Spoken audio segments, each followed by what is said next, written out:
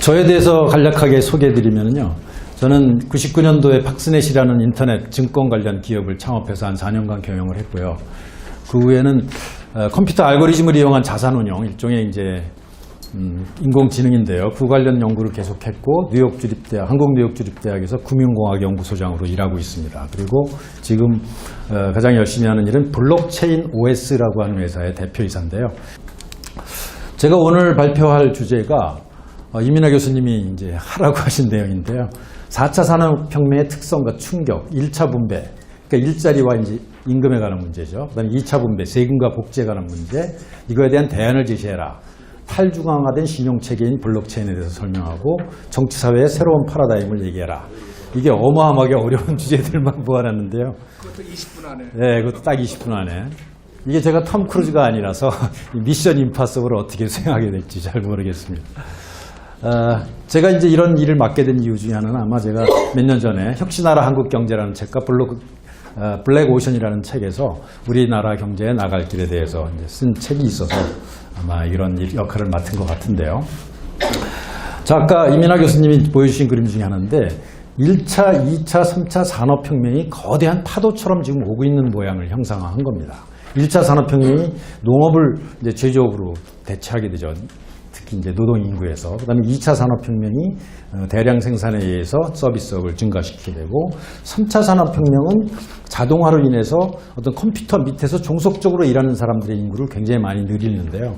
4차 산업혁명은 지능화로 인해서 자율주행차처럼 아예 인간이 필요 없이 엄청난 생산이 되는 그런 사회가 됩니다. 이런 사회에서는 사람들이 어떤 직업을 갖게 될지 엄청난 변화를 겪게 될 수밖에 없는데요. 1차 산업, 그런 과정에서 엄청난 그 갈등이 생겨납니다. 1차 산업혁명 같은 경우는 그래서 그 갈등을 해결할 수 있는 사상가로서 아담 스미스와 레옹 발라 같은 분이 나타나고요. 2차 산업혁명에서 나타난 공황이나 계급 갈등 문제를 해결하겠다고 케인즈와 마르크스가 길을 제시했고요. 3차 산업혁명은 국가의 실패를 해결하기 위해서 하이에크와 프리드만이라는 사상가가 나타났습니다. 이제 4차 산업혁명에서는 리피킨 같은 사람이 한계 비용 제로 사회, 그러니까 생산을 얼마든지 늘릴 수 있다는 얘기를 하고 있고요. 탭스콧이라는 분이 위키노믹스라는 개념으로 공유 생산이라는 이제 개념을 설명하고, 그다음에 커즈와일이라는 분은 인공지능이 만들어낼 특이점이 이제 곧 나타날 것이다.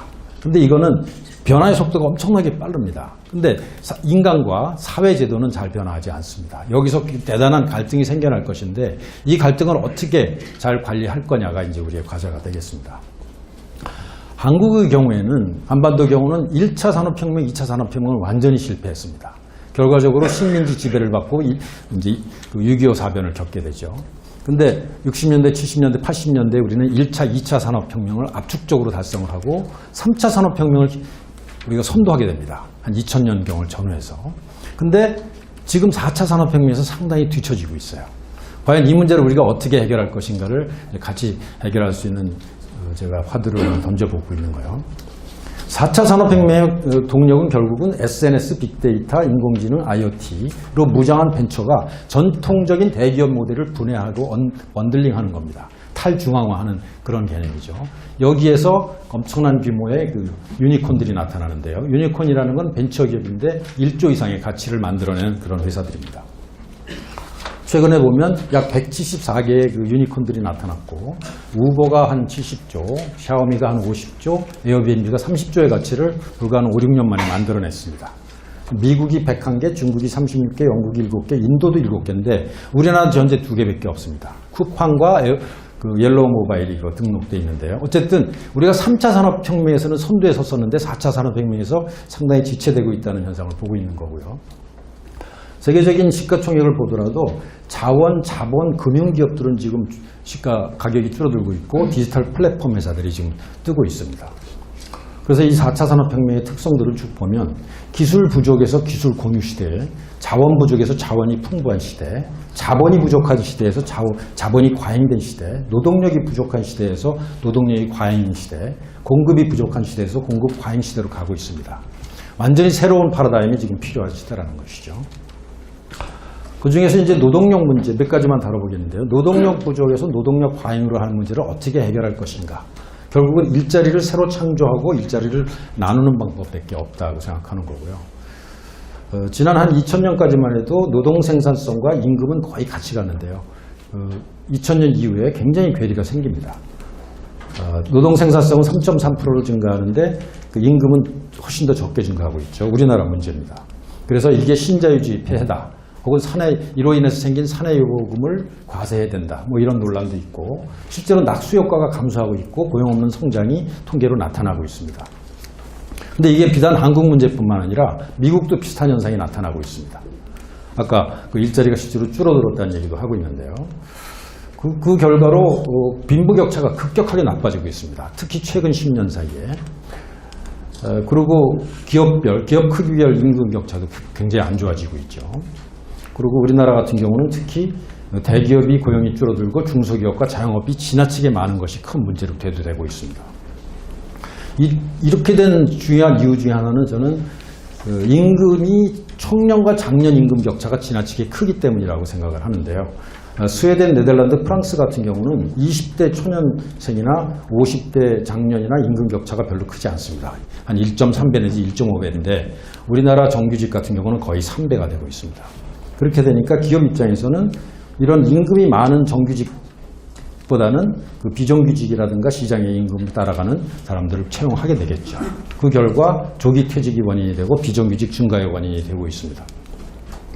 그래서 생애소득을 비교해봐도 어떤 초등학교 교사나 공무원이나 어떤 대기업의 정규직 같은 경우는 이렇게 임금이 구성되는데 비정규직이나 정규직, 비정규직은 이런 식으로 30, 40대부터 임금이 줄어드는 현상이 나타나는데 문제는 이런 비정규직과 중소기업 정규직이 훨씬 더 많아지고 있다는 거예요. 그래서 이런 격차 때문에 여기서 피크를 좀 줄여야 되지 않겠느냐. 그래서 평탄화해야 된다. 이런 논의들이 많이 되고 있는데 이것 때문에 사회적 갈등이 많이 나타나고 있죠. 그래서 저는 1차 분배에 대해서는 동일가치, 동일노동. 동일노동의 동일가치가 관철돼야 되는데 우리나라 이게 잘 안 되고 있는 거죠. 시장경제 원리와 헌법적 원칙이 잘 관철되지 않고 있는 겁니다. 그 다음에 정규직과 비정규직, 청년과 장년, 남성과 여성의 임금 격차가 지나치게 벌어지고 있는 것을 해결해야 된다는 거고요. 그 다음에 상시적 일자리는 정규직으로 고용하는 게 좋지 않겠느냐. 그 다음에 노동 유연성을 확대하고 실업급여를 확대해서 유연 안정성이라는 개념이 우리가 받아들여야 되지 않겠느냐는 생각을 하는 겁니다. 유연 안정성은 플렉서블, 해고는 비교적 자유롭되 그 해고된 사람들이 사회 안전망의 혜택을 충분히 받는 시스템으로 우리가 바꿔야 되지 않느냐는 생각을 해본 거고요. 그리고 민간 정규직의 임금 피크제를 지금 정부에서 상당히 강력하게 추진하고 있는데 어쩌면 그거보다 공무원 임금 피크제가 먼저 있어야 민간한테 강요할 수 있는 게 아니냐 그런 생각도 해봤습니다. 그 예로 아까 우리나라의 그 연봉소멸제가 문제가 되는 어떤 표본이 공무원 월급입니다. 다른 나라들은 그러니까 중등교사의 급여를 보면 한 40대 정도부터는 거의 평탄화됩니다. 근데 우리나라는 50대 이후에 급격하게 올라가는데요. 이런 문제가 민간까지 영향을 미쳐서 정규직이 50대에 지나치게 많은 월급이 우리나라 임금 구조를 전반적으로 왜곡시키는 것이 아니냐. 이런 논의가 이제 되고 있고요. 최근에는 조선일보에서도 이런 논의를 사설에서 봤습니다. 그 결과적으로 어쩌면은 우리나라가 세계 최고의 교육 비용을 쓰는 나라가 된 이유 중에 하나가 그런 것이 아니겠느냐도 생각을 해봤습니다. 그 다음에 이제 공급 부족과 공급 과잉 문제를 좀 다뤄보겠는데요. 지금 한계 비용 제로 사회가 돼서 공급이 엄청나게 늘어나는데 수요가 없습니다. 수요가 부족합니다. 결국은 빈곤층의 복지와 개도국의 수요를 이용해서 수요를 증가시켜야 되지 않느냐는 생각도 해보는데요. 과잉 생산 설비가 상당히 문제죠. 대기업 투자 확대가 일자리를 증가시킨다는 공식이 깨졌습니다. 그래서 새로운 수요를 창출해야 되고 디지털 융합 산업이 필요하고 국내의 저소득층에게 복지로 수요를 창출해야 되고 개도국 빈곤층이 약 30억 명에게 어떤 물품을 제공하는 검약 경제라고 하는 새로운 패러다임이 필요하다라는 말씀을 드리고요. 요즘 뭐 신문에 나오고 있는 현대중공업이라든가 조선업계, 철강업계, 해운업계 이것도 결국은 독립적인 일이 아니라 4차 산업혁명에서 나타난 어떤 그 현상이라고 공급 과잉 현상이라고 보고요. 일시적인 현상이라 장기적인 추세라고 생각을 하는 겁니다. 그래서 이 문제를 해결하기 위해서 복지와 세금 문제를 좀 다루겠는데요. 우리나라는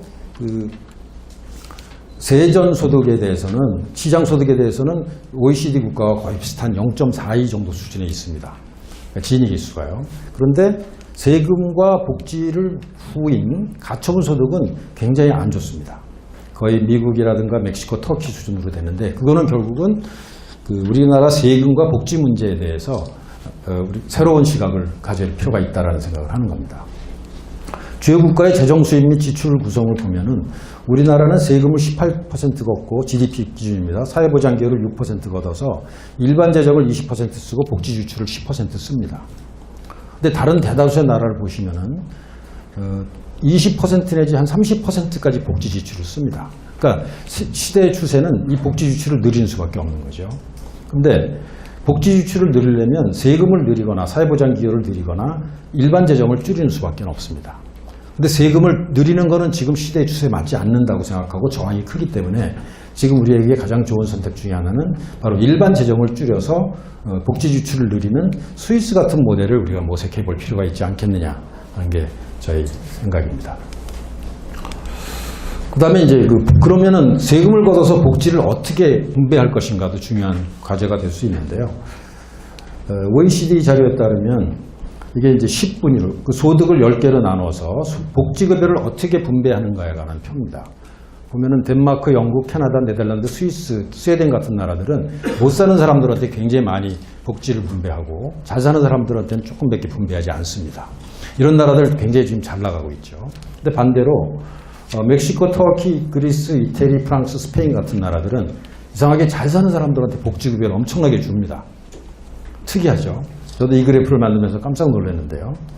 그리고 못 사는 사람들한테 잘 주지 않습니다. 결국 이런 나라도 대부분 망했죠. 이태리 망하고 있고 그리스 망했고 스페인 망했죠. 이게 바로 포퓰리즘이라고 저는 생각합니다. 일각에서는 포퓰리즘이 복지를 늘리는 게 다 포퓰리즘이다 이렇게 얘기하는데 저는 좀 다른 시각을 갖고 있는 거죠. 잘 살고 목소리 높은 사람들한테 더 많은 복지를 주는 게 포퓰리즘입니다. 그러면 우리나라는 뭐냐? 평균적 분배를 하고 있어요. 근데 보면은 우리는 한국은 제일 잘 사는 집단한테 굉장히 많이 줍니다. 14% 줍니다. 이상하죠. 그리고 제일 못 사는 사람한테도 제법 줍니다. 14%를 줍니다. 그럼 우리는 어디로 가야 되느냐? 이쪽으로 물론 가야 되겠죠. 보편적 복지가 아니라 선별적 복지로 가야 됩니다. 근데 잘못하면 포퓰리즘으로 갈 수 있는데 우리나라의 지금 구조는 포퓰리즘으로 가고 있습니다. 그 근거를 하나 보여드리면 이 잘 사는 사람들이 더 많이 가져가는 구조를 가져간다는 건데요. 이게 이제 제가 2020년 기준으로 65세 이상이 어떤 소득과 어떤 복지 혜택을 받는가를 그림으로 그려봤는데요. 공무원들이 엄청난 복지 혜택을 갖게 되는 거 여러분들 잘 알고 계시죠? 이분들은 대부분이 상위 10% 안에 계신 분인데 이런 분들이 점점 더 많은 복지를 갖고 계십니다. 그 다음에 국민연금도 상위 한 20% 훨씬 더 많이 가져가게 되는 구조라서 가입자는 많지만 실제로 국민연금은 빈부격차를 확대하는 역할을 한다라는 그런 가설을 만들 수가 있습니다. 어쨌든 우리는 더 잘 사는 사람들이 더 많은 복지를 가져가는 이런 포퓰리즘적으로 지금 구조가 이미 짜져 있습니다. 이것을 개혁하지 않으면 상당히 앞으로 장래가 어려울 수 있다는 거죠. 그래서 문제 해결의 방향으로 복지는 증대해서 수요를 유발하고 출산을 증가시켜서 일자리를 증가시키는 방향으로 가는 게 당연한 거고 저소득층 중에 직접 복지를 증대하고 증세를 최소화해서 공공부문 낭비를 축소로 복지 재원을 확보했으면 좋겠다라는 게 제 생각이고요. 요즘 그래서 밀턴 프리드만의 네거티브 인컴 텍스가 주목을 받고 있고 세계적으로 기본소득제 논의가 확산되는 것을 우리가 주목해 볼 필요가 있다고 생각을 합니다. 그 다음에 이제 또 다른 특징으로서 자본 부족 시대에서 자본 과잉 시대가 됐습니다. 우리나라 전 세계 역사 이래 이런 적이 없습니다. 지금 그 마이너스 금리 시대가 오고 있죠. 과연 마이너스 금리 시대는 우리가 어떤 변화를 겪게 될 것인가? 최근 어제 신문 보면 한국은행이 동전을 없는 소생을 만들겠다 이렇게 얘기합니다. 그리고 동전이 뭐 비용이 많이 든다 이런 얘기가 나오는데요. 사실 이 뒤에는 동전뿐만 아니라 지폐까지 없는 세상을 만들겠다라는 그런 움직임과 관계가 있는 겁니다. 지금 마이너스 금리를 하게 되면 사람들이 은행에다 돈을 맡기면 비용을 오히려 줘야 됩니다. 그래서 차라리 은행에서 지폐를 꺼내다가 자기 금고에다 놓는 게 훨씬 더 이익입니다. 그 얘기는 뭐냐면 뱅크런이 일어날 가능성이 있다는 겁니다. 그러면 어떻게 되겠죠? 금융 시스템이 완전히 붕괴됩니다. 마이너스 금리 시대에 뱅크런을 막을 수 있는 방법은 지폐를 없애는 겁니다. 동전도 없애고. 과연 그게 가능하겠느냐? 수많은 나라에서 그런 쪽으로 가고 있습니다. 현금 없는 세계가 지금 가고 있고요. 또 이렇게 되면 지하 경제가 없어져서 그 부정부패가 없어지고 경제 발전을 시킬 수가 있고요. 근데 조심해야 될 거, 우리나라는 그 5만 원권 지폐가 어마어마하게 지금 발행되고 있습니다. 약 70조 정도가 지금 갇혀 있는데, 만약에 현금을 피해자게 되면 어떻게 될까? 여기 계신 분들 중에서도 상당히 걱정하시는 분들 계실 텐데, 불법이 아니라면 상관없습니다. 어쨌든 그래서 저는 머지않은 시대에 이런 일이 일어날 거라고 지금 보고 있고요. 이것을 가능하게 하는 게 바로 블록체인이라고 하는 기술입니다. 그래서 독일과 영국도 일본도 블록체인 암호화폐를 정식 화폐로 지금 채택을 했고요. 중국도 이쪽으로 가고 있습니다. 중국도 지금 그 부패 척결과 마이너스 금리에 대응해서 지폐 없는 세상으로 지금 가고 있습니다. 이것도 역시 4차 산업혁명의 하나의 양상이라고 볼 수 있는 거죠. 그럼 이제 블록체인 기술이 뭔지 조금 설명드리겠는데요. 다보스 포럼에서 4차 산업혁명의 핵심이 자동화와 연결성이고 기술은 빅데이터와 블록체인이다. 이렇게 얘기를 합니다.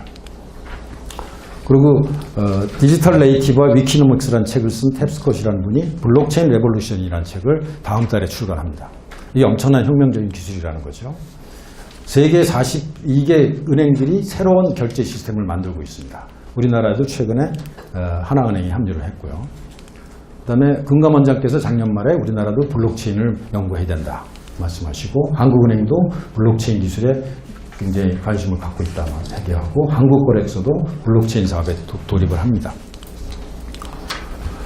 그럼 블록체인이라는 게 도대체 뭔지를 간략하게 설명드리면, 일단 비트코인을 만든 그런 핵심 기술이 블록체인입니다. 블록체인이라는 것은 그 분산화된 암호화 장부라고 얘기하는데요. 모든 사람들이 그 장부를 다 공유하고, 그래서 효율성이 있고 보안성이 뛰어나고 시스템이 안정하고 투명한 그런 시스템인데요. 원리를 간략하게만 설명드리자면, 최근에 10분 동안 거래된 전 세계에서 모든 거래 내역을 장부로 만들어 확정을 하면 전 세계에 있는 P2P로 연결된 수천 대 수만 대의 그 컴퓨터에 블록을 저장합니다.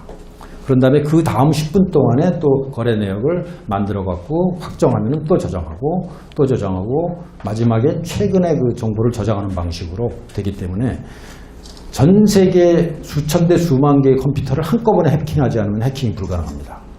그리고 과거 데이터를 절대로 조작할 수가 없어요. 그래서 기존에 있었던 어떤 데이터베이스 기술보다 싸고 안전하고 해킹이 불가능한 기술이다, 이렇게 되고 있는 거죠.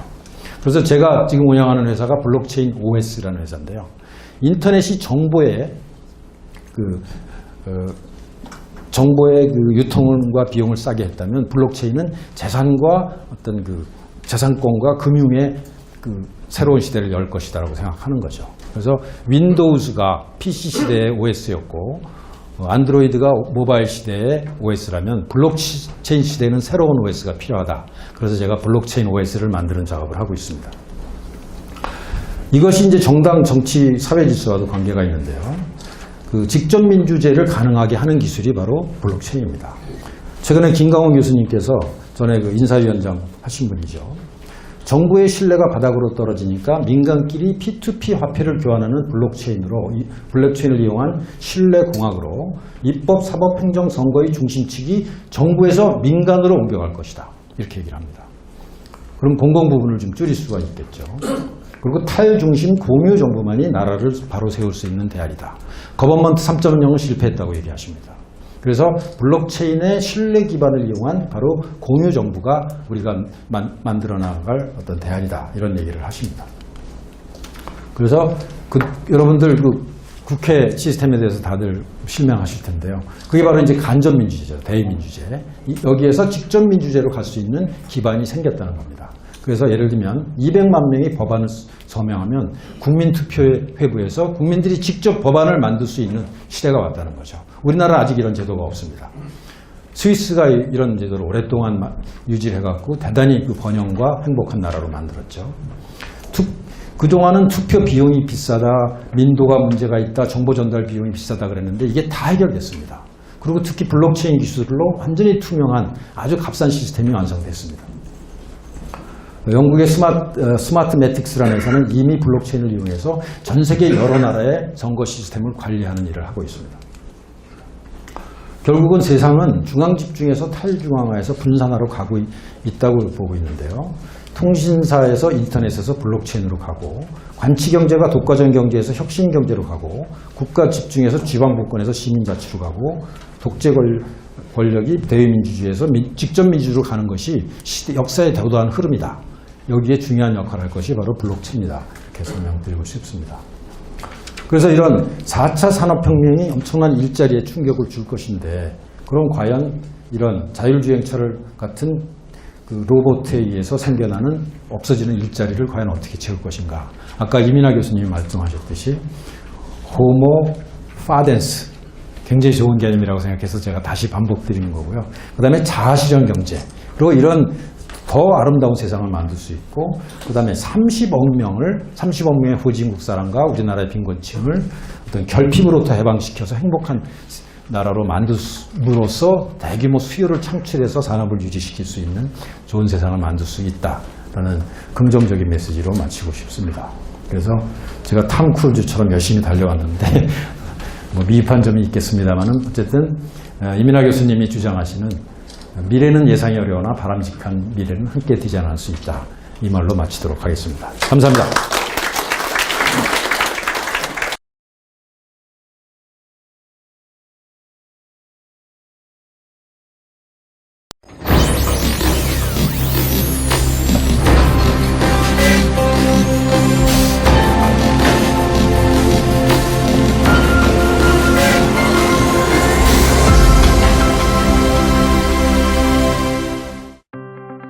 급변하는 사회와 함께 문화도 다양하게 변화되고 있습니다. 디지털 시대에 맞게 사람들은 보다 빠르고 편리한 것을 원하는 욕구가 점점 커졌고, 지불수단인 돈의 형태와 개념도 간편하고 편리하게 이용할 수 있도록 꾸준히 진화되고 있습니다. 지불수단으로 사용되어 왔던 돈, 즉 화폐는 조금씩 그 유통량이 줄어들면서 이제 사람들의 지갑 속에는 현금보다는 그것을 대체할 수 있는 신용카드나 체크카드, 또는 사이버머니와 같은 새로운 형태의 화폐를 소지하는 경우가 많아진 것입니다. 이는 보다 간편하고 편리한 지불수단을 선호하게 된 것이며, 그 가치 또한 빠르게 변화되고 있는 것입니다. 그렇게 변화된 화폐는 비트코인이라는 새로운 개념의 화폐를 만들어냈고, 그것을 시작으로 디지털 가상화폐의 시대의 개막을 알리게 되었습니다. 최근에는 비트코인뿐만 아니라 많은 가상화폐가 탄생되면서 전 세계적으로 가상화폐를 이용하려는 사용자의 수는 날로 증가하고 있고, 그 유통량도 끊임없이 늘어나고 있는 추세입니다. 이러한 가상화폐는 우리가 지갑 속에 넣고 다녔던 동전이나 지폐처럼 그 실체가 있는 것이 아니지만, 전 세계적으로 사용되고 그 가치가 상승되고 있는 주된 요인은 기존 화폐에는 볼 수 없었던 여러 가지의 장점들 때문입니다. 기존의 화폐는 국가 간의 이체가 쉽지 않고, 이체 수수료 또한 비싸서 그 부담을 고스란히 이용자들이 떠안아야 하는 단점이 있었지만, 가상화폐는 이체 수수료나 거래 수수료 등의 비용을 대폭 절감할 수 있습니다. 또한 은행 거래를 통해 재산 추적이나 세금을 부담해야 하는 문제점 등을 해결할 수 있고, 새로운 계좌를 만들 때에도 별도의 본인 인증 절차가 없어 익명성이 보장된다는 장점이 있습니다. 가상화폐의 계좌를 지갑이라고 부르는데, 이는 P2P를 기반으로 한 어플리케이션을 통해 쉽게 메일을 주고받듯이 이용자끼리 직접 거래가 이루어지는 것입니다. 스마트폰이나 컴퓨터 등 이 지갑을 사용할 수 있는 곳에서 계좌를 만들 수 있고, 한 사람이 여러 개의 지갑을 만들 수도 있습니다. 가상화폐는 화폐를 발행하는 기관이 따로 없고, 오직 채굴이라는 방식을 통해 발행됩니다. 그렇기 때문에 가상화폐를 만들고 거래하고 사용하는 사람 모두가 이 화폐의 발행주가 되는 것입니다. 한마디로 가상화폐의 사용자에 의해 유통되고 생산되는 것입니다. 최근 여러 나라에서는 가상화폐의 이용을 합법적으로 추진하고 있습니다. 독일 재무부는 비트코인을 공식 화폐로 인정했고, 미국에서는 각 주에 따라 라이센스를 부여하고, 미국 연방정부에서 허가한 거래소를 운영해 합법적으로 거래가 이루어지고 있습니다. 또한 중국에서는 개인 간의 거래를 인정하는 형태로 합법화하였고, 영국 정부는 가상화폐를 런던 중심으로 발전할 수 있는 정책까지 펼치고 있습니다. 이처럼 가상화폐의 가치가 날로 상승되고 있는 것은 전 세계적으로 코인 사업이 수익 창출에 기여하는 부분이 크다는 것을 인식한 것이며, 투자의 가치를 인정한 것입니다. 쇼핑몰과 휴대폰 요금 결제, 그리고 멤버십 전용 사이트를 통해 높은 품질의 서비스를 제공받을 수 있습니다. 또한 코인의 결제 시스템을 연동해 가맹점 확대를 추진하고 있으며 보험, 명품관, 오프라인 매장 등 다양한 채널로 이용이 가능할 수 있도록 최적의 시스템을 갖추게 될 것입니다. 해가 거듭될수록 가상화폐의 사용자가 많아지고 그 가치도 꾸준히 상승되고 있으며 투자의 가치 또한 높아지고 있습니다. 선진국에서는 가상전자화폐를 금융의 한 부분으로 인정하고 있기 때문에 지금이야말로 좋은 가상화폐를 구입해야 할 시기인 것입니다. 따라서 안전하고 가치 있는 투자를 위해서는 공인된 최적의 시스템을 갖춘 가상화폐를 구입해야 하는 것입니다. 코인은 빠르게 변화하고 있는 불확실한 시대에 대비하기 위해서 이익을 창출해내는 새로운 재테크의 수단이 될 것입니다. 전자 가상화폐 시대를 새롭게 이끌어갈 코인은 세계 표준화폐의 기준이 되고 수많은 가상화폐의 중심에 서서 가상화폐의 혁명적인 역할을 담당할 것입니다.